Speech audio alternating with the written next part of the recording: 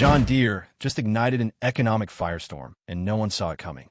In a ruthless effort to slash costs and boost profits, the iconic American company shut down several U.S. factories, laid off American workers, and shifted much of its manufacturing operations to Mexico. The fallout was swift and brutal, undermining the $34.5 billion American farming industry and devastating the rural communities that had long depended on John Deere for stability and employment. For nearly 2 centuries, John Deere had been the heartbeat of American agriculture, a symbol of reliability and strength in the heartland.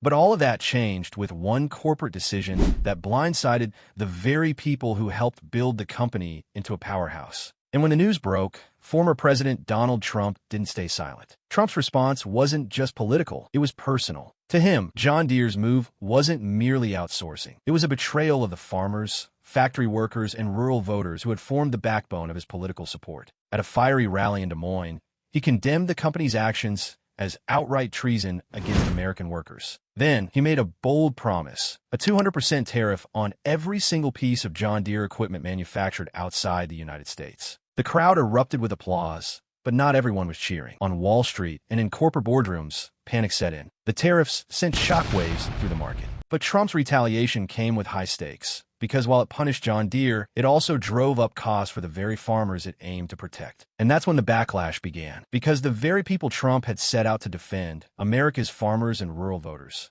were about to rise up, not just against John Deere, but against a system they felt had abandoned them. And no one could have predicted the scale or fury of what came next. This wasn't just political theater anymore. It was the beginning of an economic rebellion. Before we dive deeper into how one corporate decision spiraled into a nationwide crisis, take a moment to like this video and subscribe to Farmers Revolt, where we expose the stories others won't tell. For generations, farmers across the United States stood loyally by John Deere, willingly paying premium prices for its equipment, not just because of quality and durability, but because of what the brand represented, American-made values and a shared heritage rooted in the land. But when word spread that John Deere was outsourcing jobs to Mexico, that long-held loyalty instantly curdled into outrage. To many farmers, it felt like a deep, personal betrayal. In small-town coffee shops, at county fairs, and in local farm supply stores, people talked about Deere's decision the way you'd talk about a family member who had stabbed you in the back. But the fury wasn't just about losing jobs. It ran deeper. It was about control, and about years of growing resentment over John Deere's monopolistic grip on farmers' livelihoods. For a long time, farmers have been quietly seething over the company's restrictive right-to-repair policies. Deere's equipment came locked behind proprietary software that only authorized dealers could access. That meant even the simplest repairs could cost thousands, and independent mechanics were effectively shut out. Farmers were left helpless, dependent on the very company that was now sending their jobs south of the border. The outsourcing decision was the final straw. Suddenly, things started to shift. Farmers began organizing. Protests popped up across the Midwest. Online boycotts gained traction. And most critically, a new kind of resistance took shape. Farmers stopped buying John Deere equipment. Instead, they turned to brands like Kubota, Case IH, and AGCO, companies that offered more repair-friendly systems and hadn't insulted their customer base by offshoring jobs. In once loyal Deere country, barns that had proudly displayed the iconic green and yellow logo were painted over. Tractor dealerships that had relied on John Deere for decades saw sales plummet. This wasn't just symbolic. It was a full-on act of economic defiance. And it marked the start of a rural uprising that could reshape American agriculture forever. John Deere's leadership made a fatal miscalculation. They underestimated how quickly their most loyal supporters could become their most vocal enemies. The backlash from farmers was fierce, but they weren't alone in their revolt. The workers who had spent decades building the very machines that powered American agriculture were about to join the fight. And when they did, the fallout triggered a labor crisis that sent shockwaves across the heartland. The collapse began with a deep sense of betrayal. For generations, John Deere's factory workers had assembled tractors, harvesters, and combines with pride. Many had dedicated their entire careers to the company, often following in the footsteps of parents and grandparents before them. These weren't just jobs. They were lifelines. Whole towns in Iowa, Illinois, and Wisconsin were built around John Deere plants. So when workers found out their jobs were being shipped to Mexico, the news hit like a wrecking ball. The anger came fast and loud. Layoffs sparked mass protests and walkouts. But this wasn't just about employment. It was about respect, dignity, and the loss of an American institution. Workers accused John Deere of abandoning the people who had made the company what it was, all while pocketing record profits and showering executives with massive bonuses and pay raises. As factories were shuttered and communities gutted, resentment turned into resistance. Unions mobilized quickly. The United Auto Workers and other labor organizations launched coordinated strikes, demanding John Deere reverse its decision. They called for government intervention, accusing the company of sacrificing American jobs on the altar of corporate greed. Across the Midwest, news stations began airing footage of angry workers picketing outside empty factories. Their signs said it all: "Deere sold us out, and bring our jobs home." But despite the growing unrest, John Deere's executives held the line. They insisted that outsourcing was essential to staying competitive in an increasingly globalized market. While the boardroom stood firm, the movement on the ground only grew more intense. Farmers were already pulling their support. Now, with workers rising up too, a chain reaction had been set in motion, one that threatened to unravel the very fabric of American agriculture. When tractors became unaffordable, it wasn't just a bump in the road. It was a full-blown crisis. Farming equipment prices didn't simply rise, they exploded. For generations, the machinery of American agriculture, tractors, combines, harvesters, had been more than just tools. They were the backbone of every farm, essential for planting, harvesting, and staying competitive. But after John Deere outsourced its production and Trump retaliated with steep tariffs, the cost of these machines shot through the roof. What once cost a struggling farmer $60,000 now surpassed $100,000, and that was only the beginning. The first major blow came with Trump's 200% tariff on any John Deere equipment manufactured outside the United States. Meant as a punishment for outsourcing jobs to Mexico, the tariff ended up hitting American farmers the hardest. Every added tax meant higher production costs for Deere, and instead of eating those losses, the company did what corporations always do. They passed them directly onto the customers. Suddenly, the cost of owning, repairing, or even maintaining a tractor doubled. And tariffs were only one piece of a much bigger problem. John Deere's shift to overseas manufacturing created massive logistical headaches. Parts that once came from a factory a few states away now had to be imported, crossing borders, facing customs inspections, and getting caught in an already tangled global supply chain. Delays stacked up, fuel and shipping costs surged, and every new bottleneck meant more money out of farmers' pockets. The impact was immediate and brutal, especially for small farms. A generation ago, a farmer could finance a new piece of equipment and pay it off over several harvests. But now, with soaring interest rates and growing uncertainty, banks were less willing to lend. Without access to affordable machinery, many couldn't plant or harvest efficiently, leading to lower crop yields, reduced profits, and an increasingly grim financial outlook. It became a vicious cycle, one that pushed countless farms to the brink. To cope, many farmers turned to used equipment, hoping to squeeze more years out of aging machines. But even the used market wasn't safe. Demand skyrocketed, and so did prices. Farmers were suddenly paying top dollar for tractors and combines that were decades old, just to keep their operations afloat. This left America's most essential workers, the ones who actually worked the fields, in a state of growing vulnerability. And just as they struggled to afford the tools of their trade, a new crisis was quietly brewing, one that would rip another key pillar out from under American farming. While headlines focused on Trump's trade war and Deere's betrayal, another issue was unfolding in the shadows, an immigration meltdown that would soon destroy the labor force, keeping U.S. agriculture alive. But perhaps most devastating of all, across rural America, farmers weren't just losing access to affordable machinery. They were losing people. For decades, American agriculture had quietly depended on immigrant labor, especially undocumented workers, to keep farms running. These workers were the invisible backbone of the food supply chain, performing grueling, often dangerous labor that most American citizens simply wouldn't do. From planting and tending crops to harvesting them under blistering sun or freezing wind, they made modern farming possible. Often paid low wages and offered little to no job security, they still showed up, day after day, season after season.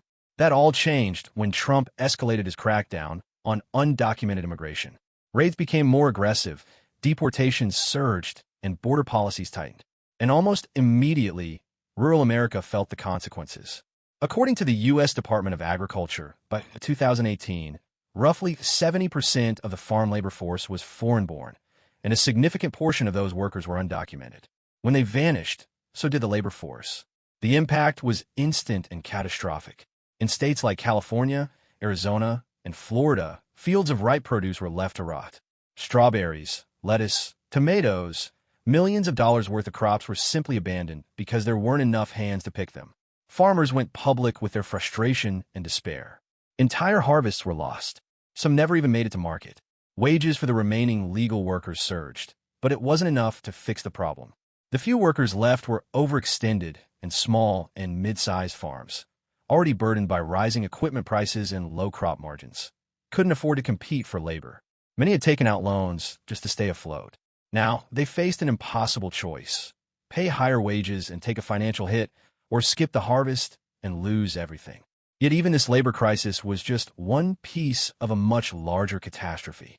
Because just as farmers struggled to find workers and afford machinery, they were blindsided by another disaster, one that hit every field, every crop, and every farming community across the country. A financial collapse triggered by a single devastating factor: the price of corn. It began quietly in 2022 when global agricultural production surged. Countries like Brazil, Argentina, and India dramatically expanded their crop output, flooding the international market with corn, soybeans, and wheat. Prices plummeted. Corn dropped by over 37%, soybeans fell by 24%, and wheat crashed by 35%. For American farmers already hanging by a thread, this was the final blow. They had paid more for tractors. They had lost their labor force. And now, the very crops they depended on to make a living were worth less than ever before. Farming communities that had weathered generations of storms, economic, political, even environmental, began to disappear. Families sold off land that had been in their name for a century. Small towns dried up as grain elevators sat empty and farm supply stores closed their doors. This wasn't just a bad season. It was a breaking point, a collapse of a system that had propped up American agriculture for over a century. And it all started with one company's decision to chase cheaper labor and one president's promise to fight back. But the ones who paid the price weren't in boardrooms or on campaign trails. They were in the fields, watching everything they'd built fall apart. This was the final nail in the coffin for many American farmers.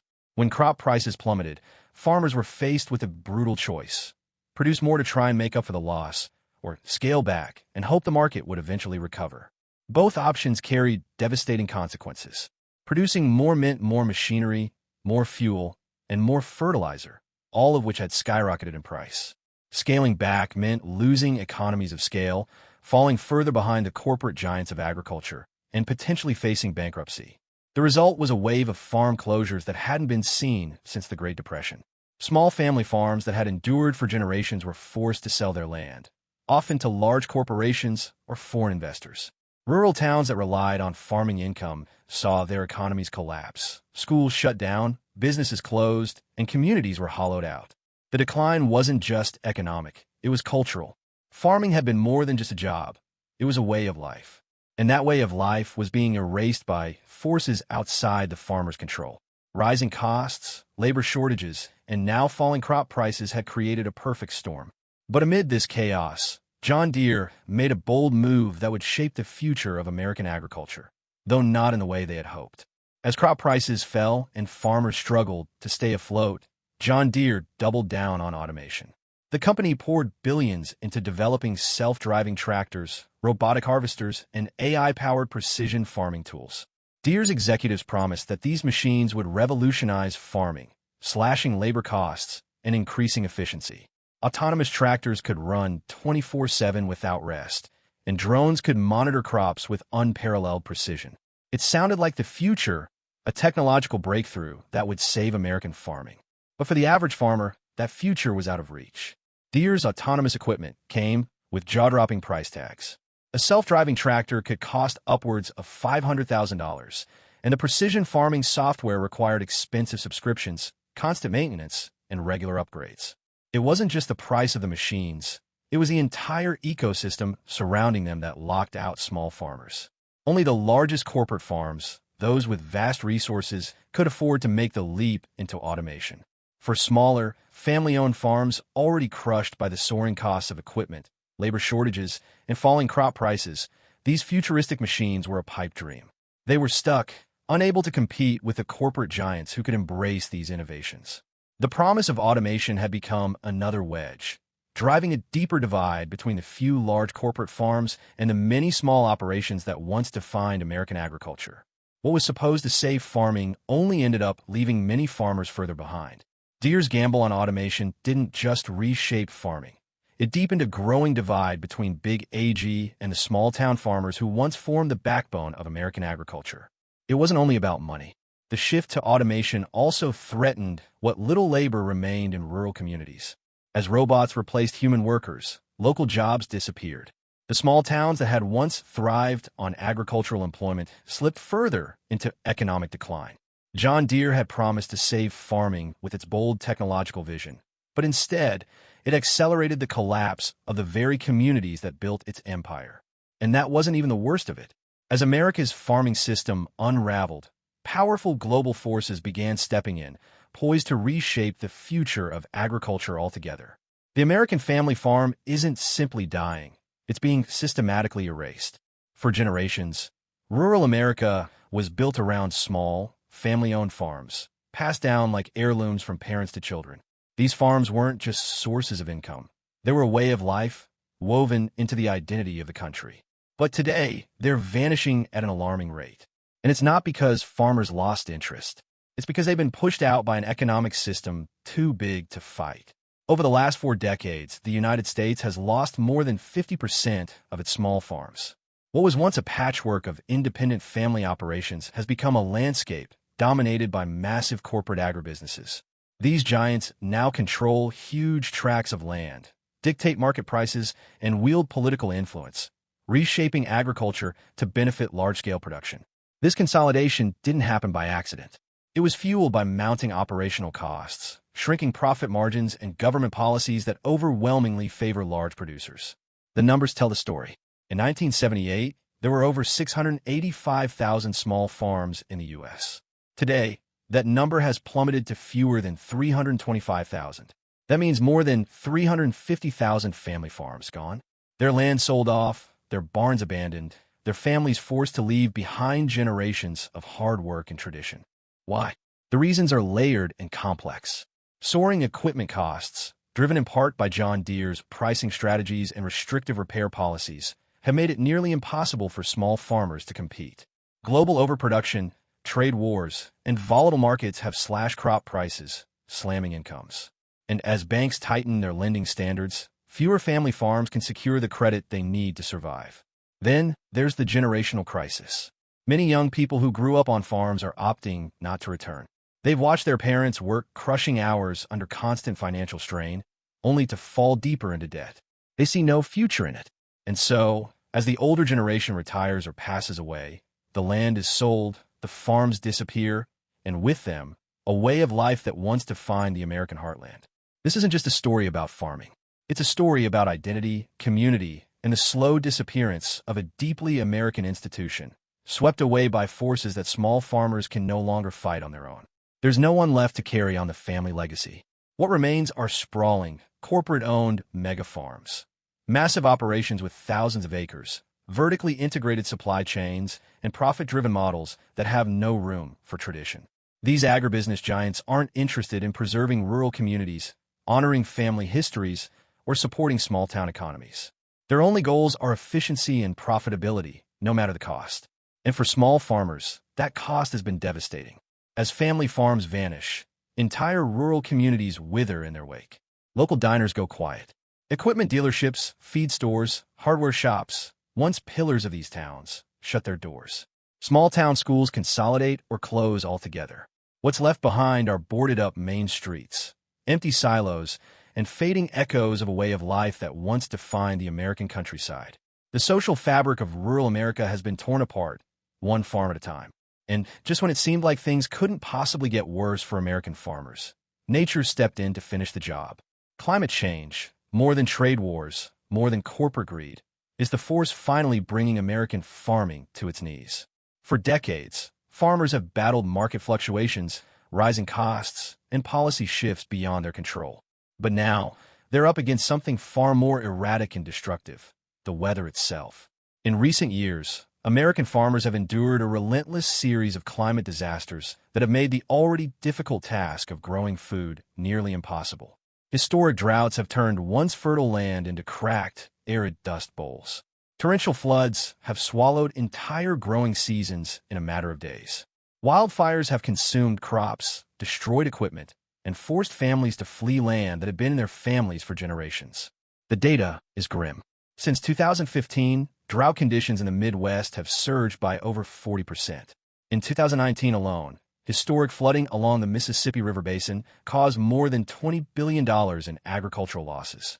And since 2018, wildfires in California have scorched more than 4 million acres of farmland. These aren't isolated incidents. They are part of a larger, intensifying pattern, fueled by global warming. Rising temperatures are altering rainfall patterns, stretching drought seasons, and supercharging storms with a frequency and intensity that farmers have never seen before. For people who depend on stable seasons to plant and harvest, this new climate reality is a nightmare. The financial toll is crushing. Crop insurance payouts are skyrocketing, but no check can replace an entire year of lost work or undo the damage to the land, the buildings, the lives rooted in that soil. And when crops fail, the fallout doesn't stay on the farm. Food prices spike, supply chains falter, local economies unravel, and everyday Americans feel it every time they step into a grocery store. Even worse, climate change has made long-term planning nearly impossible. Farmers who once could count on generations of weather patterns to guide their decisions now find themselves in uncharted territory. When to plant, what to plant, how much to invest, none of it is clear anymore. And for a profession built on resilience and routine, the unpredictability of climate chaos may be the final blow. What began with corporate betrayal has turned into a perfect storm of economic, political, and environmental disasters. And the American farmer, the symbol of hard work, independence, and perseverance, is being left behind in a country that no longer has their back. The old models of farming no longer apply. Growing seasons have shifted unpredictably. Pest populations are exploding as warmer winters fail to kill them off, and water scarcity is becoming a permanent fixture in regions that once enjoyed abundant rainfall. These changes have turned farming from a predictable, cyclical process into a high-stakes gamble. But while farmers are struggling to keep their heads above water, the political storm surrounding American agriculture is also coming to a boiling point. Trump's trade war, which initially seemed like a show of political strength, has quickly spiraled into a full-blown disaster for farmers. His crusade against corporations like John Deere, promising to punish those that outsourced jobs and betrayed American workers, started with bold promises to protect the American worker. But what was intended as a fight against globalization turned into an unmanageable mess for rural America. Trump's 200% tariff threat against John Deere was meant to safeguard American jobs. Instead, it triggered panic among farmers. Those who had once cheered Trump's tough stance found themselves facing skyrocketing equipment prices, shrinking markets, and an overwhelming sense of uncertainty. The consequences were swift and brutal. Farmers, many of whom had voted for Trump, began to question whether he truly had their best interests at heart. Town hall meetings turned into shouting matches, and protests erupted outside John Deere dealerships and state capitals. The economic fallout spread beyond just farmers. Local businesses, equipment dealerships, seed suppliers, and agricultural banks reported sharp declines in revenue. The ripple effects were felt across entire rural communities, and it became clear that Trump's trade war was hitting hard. It wasn't just an economic crisis. It had become a political crisis, too. Polling data showed a significant drop in support for Trump among rural voters.